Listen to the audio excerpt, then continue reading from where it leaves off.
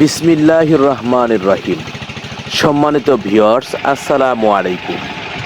অবশেষে সমস্ত কল্পনা জল্পনার অবসান ঘটিয়ে এরেন্দাবাড়ি ইউনিয়ন আর মোল্লারচর ইউনিয়নবাসীর জন্য এক দারুণ সুখবর।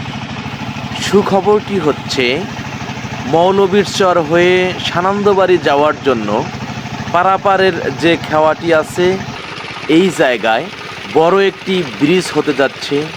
আর এই লক্ষ্যে মাটি পরীক্ষা করার জন্য একদল শ্রমিক আজ থেকে কাজ শুরু করে দিয়েছে। এই মাটি পরীক্ষার কাজ চলবে 10 থেকে 15 দিন।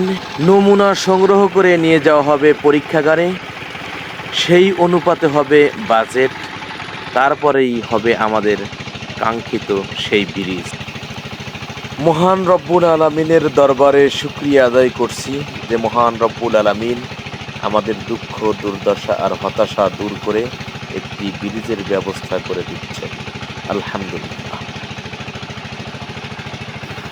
এতক্ষণ যাবৎ যারা ভিডিওটি দেখলেন সবাইকে ধন্যবাদ জানিয়ে ভিডিও শেষ করব। তার আগে একটি কথা, আমার পেজটিকে ফলো দিয়ে রাখুন, লাইক কমেন্ট শেয়ার দিয়ে সঙ্গেই থাকুন। ধন্যবাদ।